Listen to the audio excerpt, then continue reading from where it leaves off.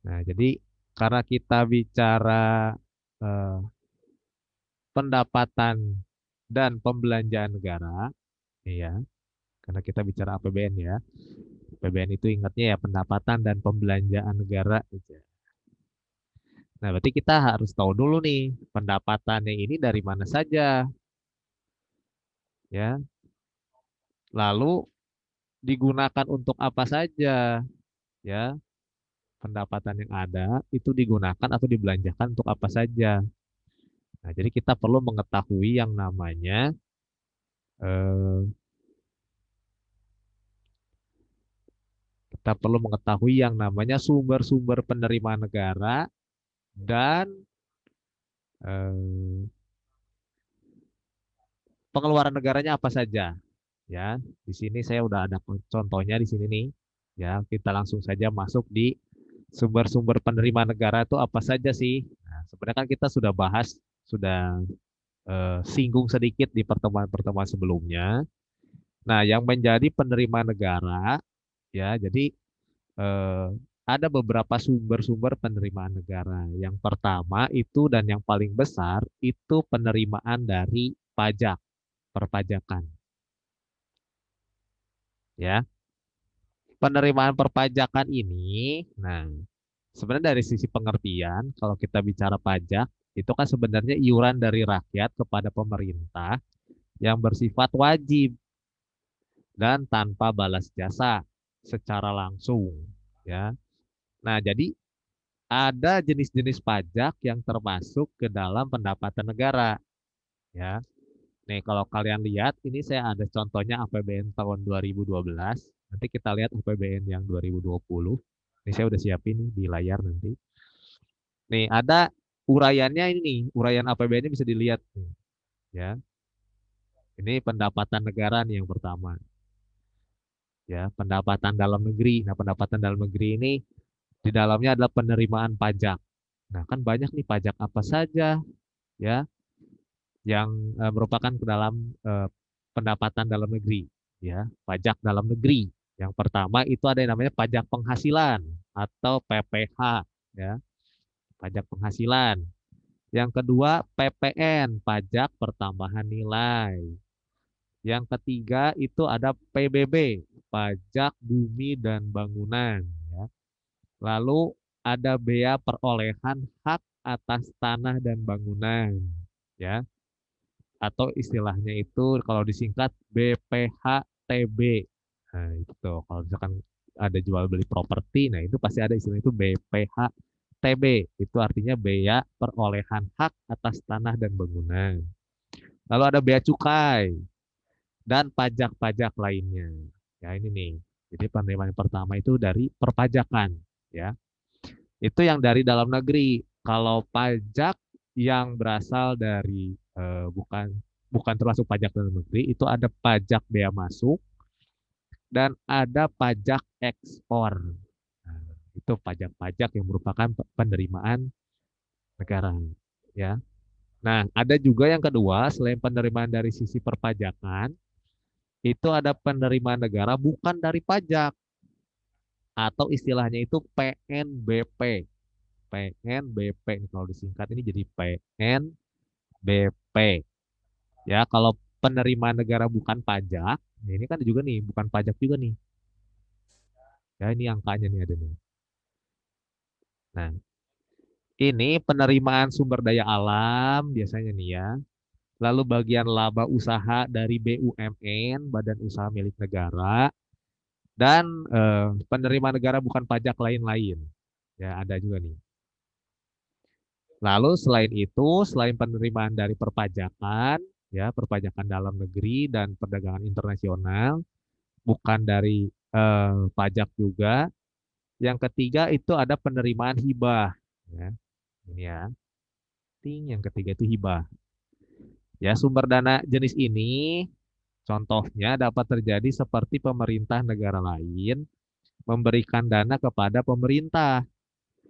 Ya, penerimaan ini sifatnya sukarela tanpa balas jasa, baik langsung maupun tidak langsung. Ya, namanya juga hibah. Ya, nah, tapi tetap dimasukkan nih ke dalam pendapatan negara. Makanya namanya judulnya itu pendapatan negara dan hibah. Nih, nah, dan nih ya, ini pendapatan contoh yang 2012 nih. Ya. Nah, itu sumber-sumber penerimaan yang diterima oleh negara. Ya. Tapi kalau kalian tadi perhatikan, yang paling besar dari mana? Dari sektor perpajakan. Ya, angkanya itu gede ini tuh. Kalau diperhatiin di sini itu, angkanya paling gede. Nah, tuh. Nah, berikutnya penerimaan atau pendapatan yang ada ini digunakan untuk belanja atau pembelanjaan atau pengeluaran ya. Nah, ini dipakai buat apa aja nih? Ya. Terus ada jenis-jenis pengeluaran negara apa saja nih? Ya. Pengeluaran atau belanja negara adalah nih kewajiban pemerintah pusat yang diakui sebagai pengurang nilai kekayaan bersih yang terdiri atas belanja pemerintah pusat dan transfer ke daerah ya. Nih. Jadi di sini bisa dilihat lagi nih, selain pendapatan negara dan hibah, di sini ada belanja negara nih, yang part B. Nah, bisa dilihat di situ ada belanja pemerintah pusat ya, ada transfer ke daerah. Ada dua. Nah, belanja pemerintah pusat itu apa saja sih? Itu pertama terdiri dari belanja pegawai, lalu belanja barang, belanja modal, pembayaran bunga utang, ya, subsidi, ya, seperti subsidi BBM atau mungkin subsidi lainnya, belanja hibah, bantuan sosial, belanja lainnya, dan lain-lain. Nah, ini kalau belanja pemerintah pusat ini, nah, belanja dari kementerian kementerian negara dan non kementerian negara. Nah, yang di antaranya tadi ya yang saya sebutkan itu digunakan untuk anggaran belanja pemerintah pusat, ya. Nah, kalau anggaran belanja daerah atau transfer ke daerah itu terdiri dari dana pembangunan. Nah, ini dana pembangunan ini termasuk dari dana bagi hasil, dana alokasi umum, dana alokasi khusus, ya yang memang dialokasikan ke daerah-daerah, ya. Lalu ada dana otonomi khusus dan penyesuaian, ya, dana otonomi khusus dan penyesuaian. Nah, ini yang dialokasikan ke daerah-daerah. Nah, di sini bisa kalian lihat kan, ini yang di ini pendapatan, ini belanja daerah ini. Nah, tinggal dihitung ya. Ternyata kalau dari lihat di data 2012 ini, pendapatan negara dan hibah ini sebanyak nih kan 1311,4. Belanja negaranya 1435,4.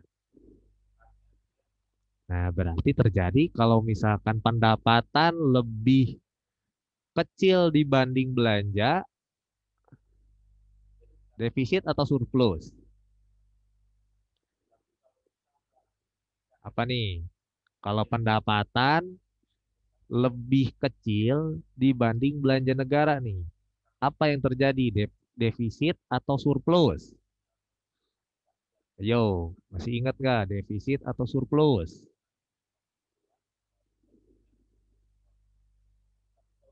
Ayo, ada yang bisa kasih Tadi apa? Jika belanja negara pendapatan negara, nih lihat nih datanya.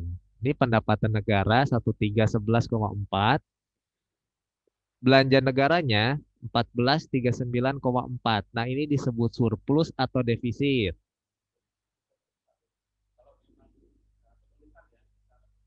Pendapatan lebih kecil dibanding belanja. Defisit atau surplus? berarti defisit, Pak. Defisit, benar kan? Kalau ternyata pendapatannya lebih besar dibanding belanja negara, belanjanya berarti itu surplus. Awas jangan kebalik, ya. Nah, makanya di sini kalau kalian lihat surplus atau defisit anggaran ternyata setelah dihitung pendapatan lebih kecil dibanding belanja negaranya, makanya defisit nih tulisannya nih. Minus. Nah, ya. Nah, ini lebih jelas lagi. Pembiayaan-pembiayaan yang adakan nih Bu, dalam negeri, perbankan dalam negeri, ini nanti ada nih lebih detail. Nanti kita lihat yang di APBN 2020. Nah, itu adalah sumber-sumber penerimaan negara dan jenis-jenis pengeluaran yang dilakukan, ya. Jadi tahu nih duitnya ini dari hasil penerimaan ini digunakan untuk apa saja, ya. Nah, lalu kita akan masuk ke yang namanya mekanisme penyusunan APBN. Ya, gimana sih cara menyusun atau bagaimana caranya? Ya, ada beberapa prinsip dalam penyusunan APBN. Ya, pertama harus berdasarkan aspek pendapatan, yang kedua berdasarkan aspek pengeluaran negara. Ya udah jelas, pendapatan dan belanja yang dilakukan itu harus ini berdasarkan prinsipnya ini. Ya, kita lihat pendapatannya berapa banyak, pengeluaran yang dibutuhkannya seperti apa saja yang utama, mana yang harus didahulukan dan sebagainya. Nah, ini ya. Selalu harus ada prinsip dalam menentukan sesuatu, ya. Sama dalam kehidupan sehari-hari pun kalian harus punya prinsip, ya. Makanya saat melakukan sesuatu, melakukan kegiatan apapun, kalian harus punya prinsip. Contoh, yang lain mungkin masuk kelas online terlambat juga nggak apa-apa, tapi kamu harus punya prinsip. Sekalipun online, kamu harus tetap datang tepat waktu, ngerjain tugas tepat waktu, ya. Nah, itu punya prinsip. Apapun yang kamu lakukan dalam sehari-hari pun harus punya prinsip. Apalagi ini menyusun anggaran pendapatan dan belanja negara yang duitnya banyak. Kalau nggak punya prinsip, waduh, kacau itu nanti, ya. Nah, ini. Lalu yang kedua ada asasnya juga. Asas penyusunannya itu harus kemandirian, penghematan atau peningkatan efisiensi dan produktivitas, lalu penajaman prioritas pembangunan. Nah, ini juga sama nih asas-asas itu artinya tujuannya untuk apa nih? Kemandirian, maksudnya kemandirian siapa? Kemandirian setiap daerah yang ada. Ya, harus nanti lama-lama kita support nih, nggak apa-apa, nggak masalah mungkin awalnya disupport, tapi lama-lama harus mandiri, ya. Seperti itu. Lalu kita juga bicara tentang penghematan atau peningkatan efisiensi dan produktivitas. Ya, harus benar-benar makanya disusun, dihemat. Mana yang kita bisa hemat, kita gunakan untuk hal lain. Nah, sama nih. Lalu prioritasnya untuk tetap adalah pembangunan. Sama. Ini juga dalam kehidupan sehari-hari sama nih. Kalian juga harus punya yang namanya asas. Gak cuma prinsip, tapi ada asas. Kemandirian, kalian harus belajar mandiri, ya. Sama usia udah semakin bertambah usia, itu tanggung jawab semakin besar.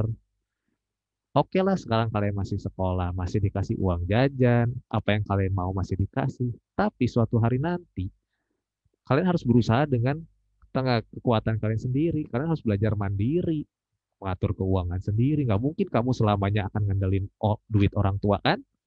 Gak mungkin kamu akan selamanya ngandelin semua yang dikasih sekarang itu nanti ke depannya kamu akan terus dapetin. Belum tentu. Makanya kamu harus belajar mandiri.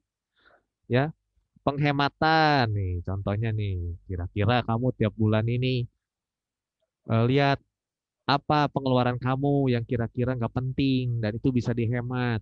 Nah, ini bisa nih dihemat, ya, ditabung dan sebagainya, ya. Dan seperti itu. Makanya ini benar-benar walaupun kita bicara APBN, ini prinsip dan asasnya bisa kita lakukan, bisa kita pelajari dalam kehidupan sehari-hari. Ya, apalagi kalian udah gede ini, udah kelas SMA, gede ya, udah harusnya udah mandiri nih, jangan ngandelin orang tua terus. Coba-coba berpikir lebih ini, lebih produktivitas. Di rumah ngapain? Jualan online lah, apa sekarang kan waktunya banyak nih. Lakukan sesuatu yang lebih produktif, ya. Jangan sia-siakan waktu. Lalu ada landasan hukum. Nah, kenapa ada landasan hukumnya? Karena sama, yang dikelola itu bukan uang sedikit, ya. Benar-benar ada aturannya. Segala sesuatu itu ada aturannya. Kalau melanggar, ya harus ada eh, eh, hukumannya seperti apa, punishment-nya seperti apa, supaya ini nih, terus tetap harus berdasarkan ini kalau kita bicara APBN, harus segala sesuatu itu harus berdasarkan Undang-Undang Dasar 1945. Semua apapun yang dilakukan dalam negara Indonesia ini harus ya berdasarkan Undang-Undang Dasar 45. Karena di situ sudah tercantum pasal-pasalnya mengenai apa, sudah diatur semuanya di situ mengenai apa. Untuk APBN ini khusus ada di pasal 23 ayat 1 ya. Nah, ini. Lalu ada undang-undangnya nih nomor 1 tahun 94 tentang pendapatan dan belanja negara. Itu memang sudah harus diatur. Ya, kalau nggak ada landasan hukum, nggak ada aturan, kacau. Ya, nanti kok saat mengatur, menganggarkan kacau nih kalau nggak ada aturan. Ya, hidup juga sama harus ada aturannya. Ya, seperti itu. Keputusan presiden. Nah, ini juga sama nih. Ada keputusannya. Nah, seperti itu. Lalu bagaimana alurnya? Ini kan kita belajar alurnya nih. Nih alurnya nih. Alurnya dimulai dari sini, pemerintah dalam arti di sini presiden. Nah, ini kan lebih lebih simpel. Nanti kalian bisa lihat mungkin di Google atau di YouTube lah penjelasan lebih detailnya atau di buku-buku yang kalian punya. Itu saya akan coba jelasin lah ya, bacain di sini di buku lebih jelas ya. Termasuk tanggal-tanggalnya, minggu-minggunya. Nih, kalian bisa perhatikan. Nah, dari pengertian tadi bisa dilihat bahwa setiap tahun itu pemerintah nih, bersama DPR ya. Pemerintah di sini dalam arti presiden ya bersama DPR nah menyusun APBN.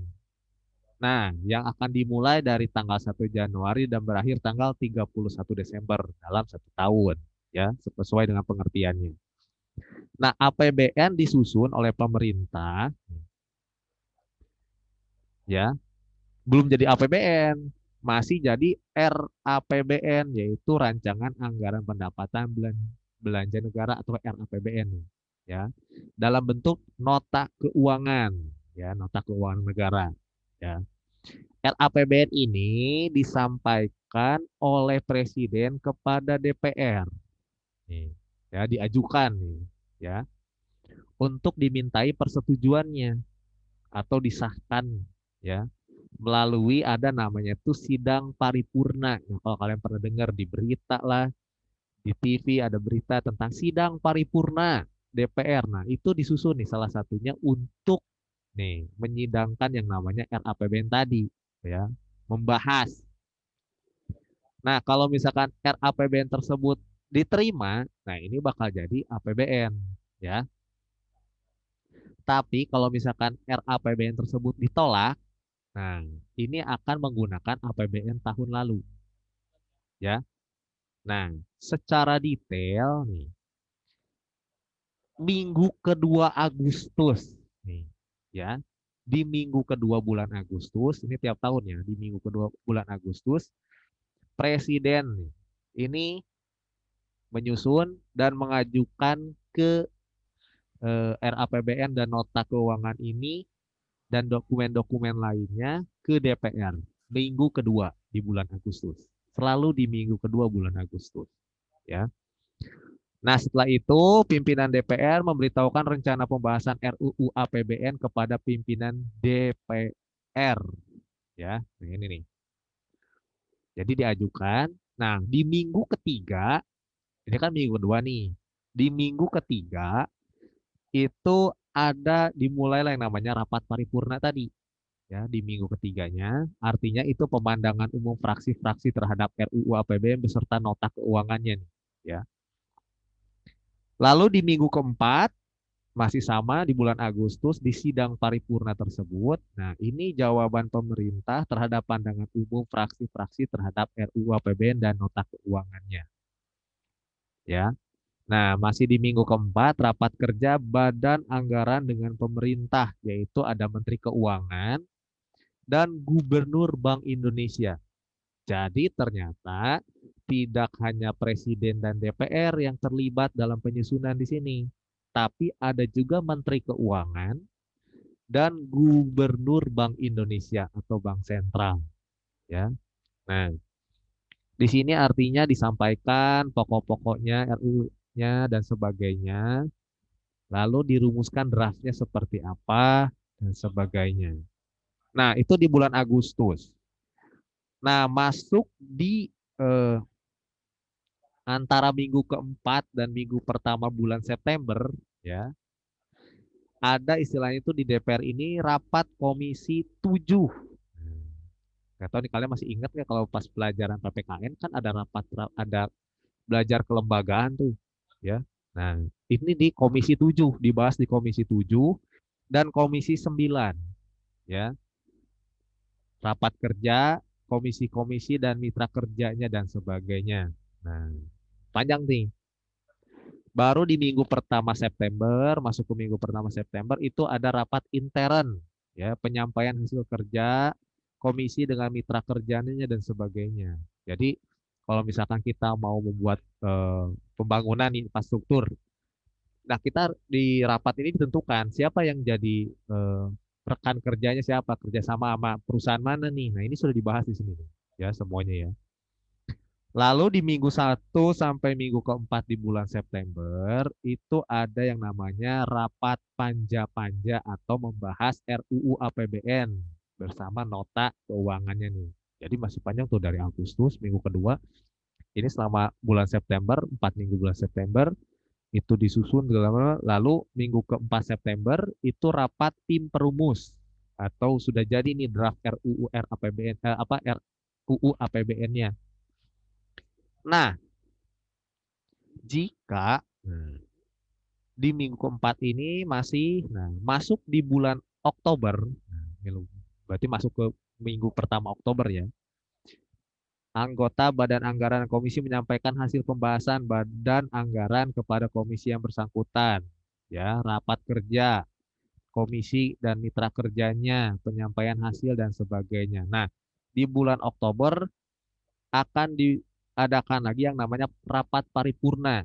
Ya, jadi yang pertama itu untuk penyampaian laporan hasil pembahasan tingkat di Badan Anggaran, pernyataan persetujuan atau penolakan dari setiap fraksi, lalu penyampaian pendapat akhir pemerintah. Nah, artinya prosesnya kalau kita lihat dari yang tadi saya jelaskan itu dari minggu kedua Agustus sampai di bulan Oktober. Ya, jadi nggak sebentar tuh, ya. Nah, jadi secara garis besar siklus APBN Indonesia itu adalah yang pertama penyusunan dan pengajuan RUU APBN oleh pemerintah, lalu dibahas, disetujui, ditetapkan APBN menjadi APBN oleh DPR RI, ya. Lalu setelah itu, kalau misalkan ternyata ditolak, itu akan menggunakan APBN tahun lalu, ya. Nah, tapi kalau disetujui, itu dikembalikan untuk dilaksanakan APBN tersebut, ya. Nah, selama dilaksanakan eh, pelaksanaan APBN ini diawasi oleh eh, Badan Pemeriksa Keuangan atau BPK. Nah, jadi diawasi nih, benar nggak anggarannya, benar nggak penggunaan dananya benar atau tidak. Dan akhirnya ada yang namanya pertanggungjawaban. Pertanggungjawaban itu apa sih? Artinya dana yang sudah diberikan, yang sudah dialokasikan, yang sudah dilaksanakan itu harus ada pertanggungjawabannya. Ya digunakan untuk apa, berapa nominalnya, eh, bukti bukti penggunaan dananya mana, itu harus ada dan itu harus dipertanggungjawabkan. Ya. Nah, jadi intinya adalah dari tujuan penyusunan APBN ini untuk menciptakan dan meningkatkan kesejahteraan serta kemakmuran rakyat secara keseluruhan. Ya, intinya itu. Ya, karena APBN ini sangat berpengaruh sekali terhadap perekonomian. Ya, dengan adanya APBN kita tahu arah, tujuan dan prioritas pembangunan yang akan dilaksanakan itu apa sih? Nah, seperti ini nih. Kita jadi tahu nih, ke depannya, 1 tahun ke depan ini pemerintah mau gimana nih? Ya, arahnya mau kemana? Tujuan perekonomiannya mau kemana, prioritas pembangunannya untuk apa. Nah, seperti itu. Nah, jadi secara garis besar seperti itu. Ya, jadi sangat penting APBN ini. Nah, kalau misalkan eh, kita lihat lagi, nah kalian bisa lihat web, di web kita lihat coba di web. Oke. Nah, oke, saya share di sini ya. Nah, kalau kalian pengen tahu ya APBN kita, anggaran pendapatan dan belanja negara kita, itu bisa klik ini nih, website di Kementerian Keuangan.go.id, kemenkeu.go.id. Di situ APBN ada dari yang paling lama sampai terbaru ada, ya. Ini saya coba share di sini nih, sudah muncul ya. Nah, di sini bisa kita lihat. Jadi benar-benar harus transparan. Ini pun ada di webnya. Kita pengen tahu nih APBN di tahun lalu. Sekarang kan 2021, jadi belum ada lah. Tapi kita lihat APBN tahun 2020, ya. Bisa kita lihat di sini nih ya, APBN 2020. Ya, biasanya akan ada tema anggaran ya. Misalnya temanya 2020 itu mendukung Indonesia maju. Artinya di sini kebijakan fiskal akan diarahkan untuk mendukung akselerasi daya saing melalui inovasi dan penguatan kualitas sumber daya manusia. Berbagai kebijakan di bidang pendidikan dan kesehatan akan dilakukan untuk meningkatkan kualitas sumber daya manusia agar siap berkompetisi dan beradaptasi dengan kemajuan industri dan teknologi. Ya. Di sisi lain, pemerintah akan melanjutkan pembangunan infrastruktur yang semakin merata, mengalokasikan sumber daya ekonomi yang lebih efisien dan efektif, serta mendorong birokrasi yang efektif, melayani dan bebas korupsi. Nah, di sini udah jelas nih. Tadi ya, tujuan, sasaran, apa yang akan dicapai di tahun 2020 ini sudah disusun. Jadi kita tahu nih prioritasnya di mana nih tahun 2020. Nah, ini dijelaskan di APBN dan ini pun disusun ya dengan ada istilahnya tuh asumsi ya dari perekonomian yang ada. Pertama, dengan asumsi artinya disusun APBN tersebut 2020 ini dengan asumsi bahwa pertumbuhan ekonomi sekitar 5,3%. Inflasinya satu tahun 3,1%. Ya, nilai tukar rupiahnya sekitar ya 14.400 lah ya satu dolarnya ya. Suku bunganya nih yang ditetapkan 5,4%. Lalu berdasarkan harga minyak mentah juga 63 US dollar per barel. Lifting minyak nih 755.000 barel per hari ya, artinya ada juga nih dari sisi mineralnya, lifting gas 1.191.000 barel per hari. Nah, ini nih ya. Jadi ada beberapa asumsi ya. Lalu target pembangunannya apa nih? APBN 2000 tahun 2020. Nah, ini targetnya nih. Tingkat penganggurannya menjadi 4,8 sampai 5%. Ya. Ini 2020 ya, sebelum COVID berarti ya. Karena setelah COVID ternyata ini bertambah. Ya. Nah, lalu indeks Gini yang kemarin kita pelajari ya, sekitar ini nih 0,375 sampai 0,380. Ini juga salah satunya nih target pembangunannya. Terus tingkat kemiskinan yang ditargetkan 8,5 sampai 9%. Jadi ada tingkatnya ya, target-targetnya. Ada indeks pembangunan manusianya, IPM-nya 72,51. Jadi sebenarnya ya dari anggaran tersebut yang sudah dibuat draft, rancangannya, draft segala macamnya ya inilah. Ada target-target yang harus dicapai. Ya balik lagi ke dalam kehidupan sehari-hari pun kita harus punya target yang akan kita capai. Tahun ini mau ngapain? Tahun ini harus seperti apa? Ya, walaupun kalian belajar online, kalian cuma di rumah aja, tapi kalian juga harus punya target. Apa? Bandingin dengan tahun lalu. Tahun lalu kamu 2020 ngapain aja? Apa yang sudah kamu hasilkan selama 2020? Skill apa yang sudah kamu punya? Pengetahuan apa yang sudah kamu ketahui?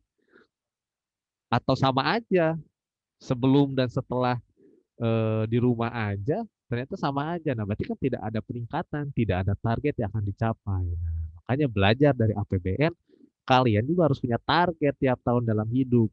Tahun ini mau ngapain? Targetnya seperti apa? Nah, itu. Nah, ini di tahun 2020 ya. Nah, kalian bisa lihat di sini nih. Belanja negaranya 2.540,4 triliun, pendapatan negaranya 2.233,2 triliun. Berarti kalau tadi melihat ke contoh sebelumnya, ini defisit atau surplus nih. Defisit atau surplus kalau kejadiannya seperti ini. Ini belanja negaranya, ini pendapatan negara nih. Defisit atau surplus? Ayo, defisit atau surplus? Defisit, Pak. Defisit lagi kan? Nah iya, karena pendapatannya ternyata lebih kecil dibanding belanjanya. Tuh, dari sisi timbangan aja tuh, udah kelihatan ya. Nih, dari sisi timbangan aja tuh. Nah, dari ini belanja dari 2.540,4 triliun ini, nah ini digunakan untuk apa aja nih? Belanja pemerintah pusat sebanyak ini, transfer ke dana desa segini. Nah, ini penerimaan dari pajak nih, ya. 2.233,2 triliun ini ternyata dari pajak menyumbang 1.865,7 triliun paling gede. Bukan pajak dan hibah, ya. Ini nih. Kita bisa tahu nih. Nih, ada nih datanya nih. Defisit tuh 307,2 triliun atau 1,76% terhadap PDB-nya. Ya. Nah, ini nih penerimaan perpajakan. Kita bisa lihat sebenarnya tiap tahun berapa nih. Ternyata ada peningkatan nih kalau dari pajak nih. Ya, ada pertumbuhan nih dari penerimaan pajaknya. Ya, upaya tax ratio-nya nih. Lalu ada insentif dari PPH, ya kan tadi PPN. Nah, kalau dari bukan pajak nih, kita lihat di tiap tahun nih, 5 tahun terakhir, nah, ada pertumbuhan, nah, kita bisa tahu nih berapa nih, ya. Dari sini ada nih lengkap nih. Kalian bisa lihat di kemenkeu.go.id berhubungan dengan APBN, ya. Ini untuk sumber daya alam, penilaian tarif, efisiensi BUMN, penyempurnaan tata kelola. Terus belanja pemerintah pusat juga nih tuh.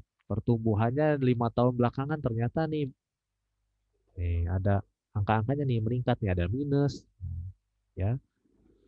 Banyak nih langkah-langkahnya, kebijakannya apa nih, KIP kuliah, kartu prakerja nih. Ini ada nih semuanya nih ya.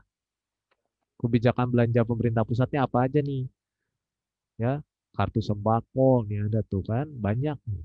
Pembangunan infrastruktur, anggaran pendidikan pun ada nih tuh ya 5 tahun terakhir nih ada ya untuk ada kartu Indonesia Pintar, program pemerintah ini kan ada BOP PAUD, BOS nih bantuan operasional sekolah, banyak nih beasiswa nih, makanya ada nih ya bangun rahap ruang kelas semuanya ada nih dialokasikan semua lengkap nih, termasuk beasiswa nih ada tuh. Tahun lalu aja nih beasiswanya 5.000 mahasiswa baru dan 12.333 mahasiswa lanjutan. Nah, ini gede banget nih beasiswa ini. LPDP. Nah, kamu kalau mau kuliah dapat beasiswa, nih masuk ke LPDP nih, web LPDP nih. Kamu bisa ajuin beasiswa apapun di situ. Mau S1, S2, S3 ada di situ. Ya. Itu dibiayai oleh pemerintah. Dan sebagainya nih, banyak nih, ya. Kamu bisa lihat nih. Nah, itulah APBN, ya. Oke, karena sudah less than 1 minute, saya rasa cukup lah ya hari ini ya. Nah, untuk lebih rincinya kalian bisa lihat di web kemenkeu.go.id tentang APBN. Nah, gitu. Oke ya. Ada pertanyaan dulu sampai sini? Ya, bisa dilihat nanti atau di pertemuan selanjutnya kita lihat lagi saja lah ya. Oke, saya rasa cukup pagi ini materinya. Kita ketemu di pertemuan selanjutnya. Oke, terima kasih semuanya. Sampai ketemu di pertemuan selanjutnya. Good morning and have a nice day.